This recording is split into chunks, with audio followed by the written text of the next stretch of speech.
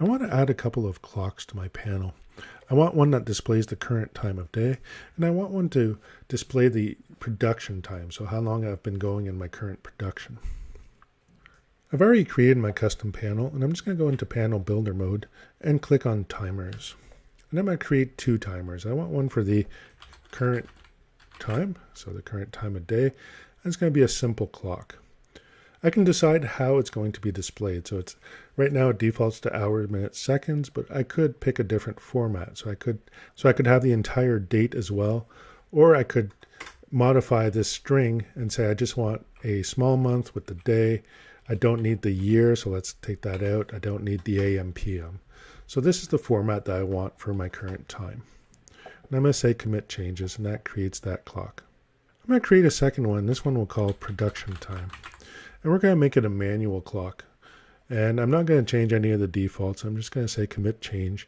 And we now have two clocks within our dashboard panel. And we now want to display those clocks. Now I don't want to just put down panel elements directly into my panel. I want to put them in some sort of container. I'm going to use a table for this one because I have some elements that are going to be bigger than others. I'm going to want this to have 2 rows by 4 columns, and you'll see how I'm going to use those in a second. I'm going to hit OK, and that gives me my table with the rows and sections that I want. In the top left one, I want a label that says current time, and I want the text alignment to be centered. In the next one, I want another label as well, so I just click in it and say this is my production time. I want it to be centered. In this cell is where I want my current time. So I'm going to go to parameters. I'm going to pick a label, and I'm going to click on that cell. And I want to create a new parameter. I'm going to call it current, and I want it to have a timer value. And that timer value is the time of my current timer. And I want to have this kind of time style to it. I'm going to hit OK. Now if I go out of Panel Builder mode and hit F5 to refresh my panel, you'll see that I now see the current time in that cell. So let's do the same thing and add the production time in the cell right next to it. So go to Params, click on Label, click on the cell that I want. I want to create a new parameter, and I want to call this one Production. And I want it to be set to the timer value of the production time, and I want to have this display. Now when I go out of Panel Builder mode, it's not displaying anything because that timer hasn't actually been started yet.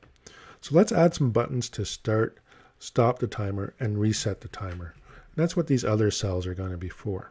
So let's start with a start button. So with the button selected, I'm just going to click inside of that cell, and I'm going to give it a name of start.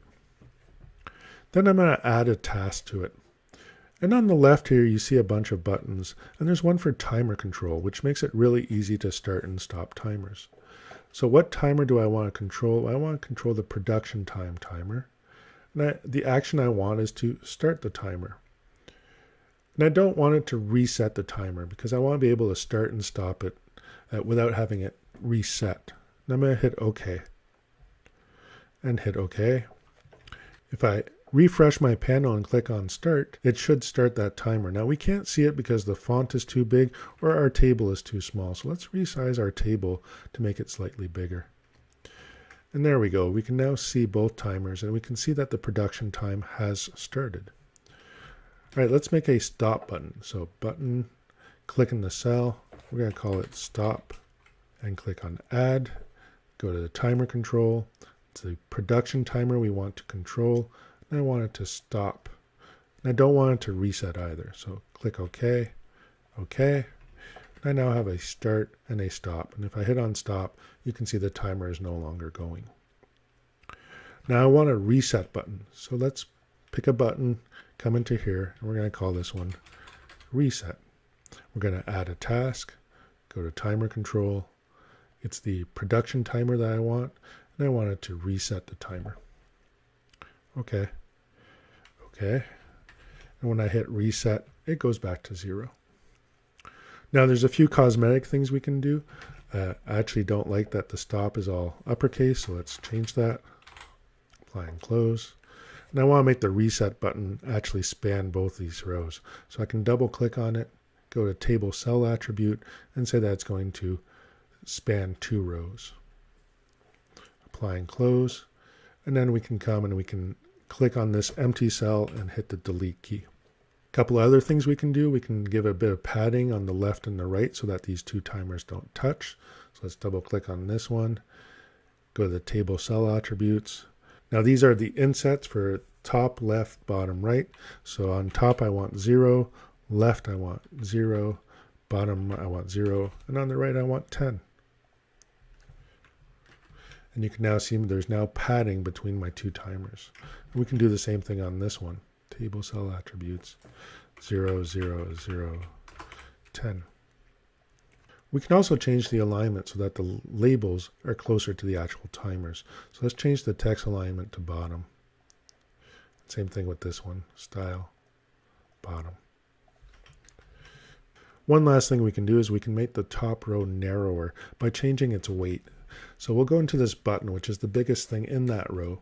We'll go to the table cell attribute, and we'll change the vertical weight down to about 40. Apply and close. And we'll have to do the same thing with the labels.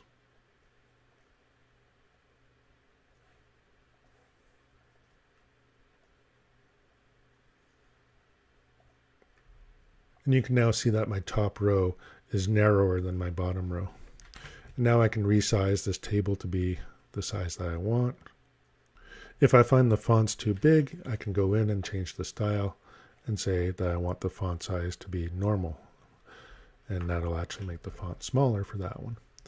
And now I have 2 clocks. I have my current time, I have my production time, which I have complete control over with start, stop, and reset.